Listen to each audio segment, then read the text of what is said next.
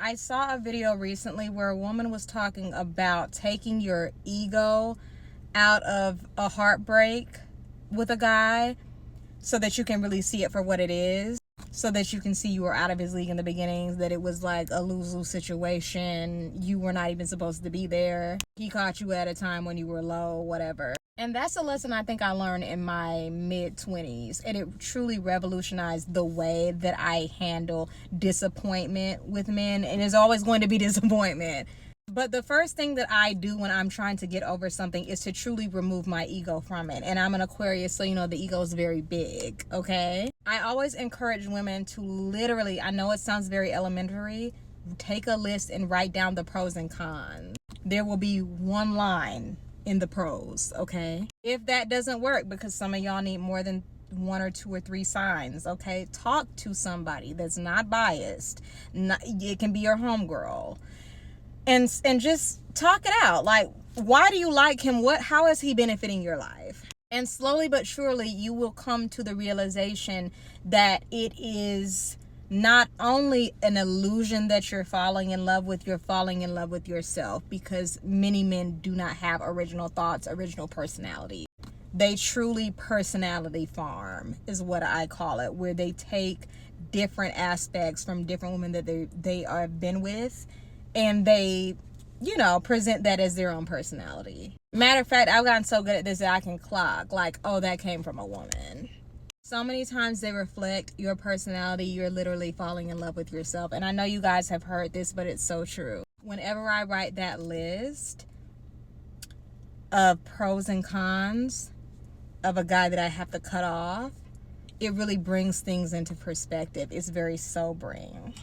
You're so focused on being rejected, which is truly the best thing that could have happened to you, that you're not stepping outside and really seeing it for what it is. You can be vintage Chanel, and he likes hot dog water and a mattress on the floor. What are you going to do about that? You can't change his palate. And baby, that's why when I leave, I always say, I'm not here to change you, babe. I'm not here to change you. If that's your taste, that's your taste. That's okay. But you're not going to have me thinking that I'm hot dog water and a mattress on the floor when I'm vintage Chanel. I'm a Michelin meal and you like Takis. No shade to Takis, but that will never be me. So yeah, in the midst of this retrograde heartbreak, I wanted to give you guys some tips. Take your ego outside of it. If a trash can on the side of the road could talk to you and say, I don't want you near me, would you be offended? As the flies buzzed around and the random mystery juice was seeping out of the trash can, think about it. One of the guys that I was talking to would always ask me what a word meant, and I was like, wow, all the children have been left behind. This is what's making you not want to eat? This. The emotional support of a doorknob and the depth of a kiddie pool. That's what we're grieving over. And certainly not cute enough to be talking to me any kind of a way. Also, I want to add that men can sense when you're down, when you're low, when you're not feeling good about yourself, and they are going to pounce like a tiger onto you when that happens.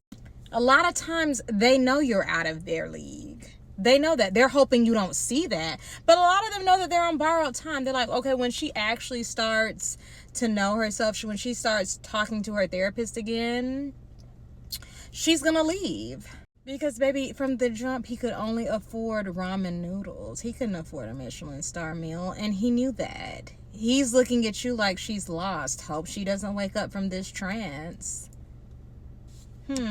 Anyway, just a reminder, babe, that there are men that are cuter, more money, a legacy, things going on. Yeah. Not asking you, what are you doing every 3 seconds, because they're doing nothing.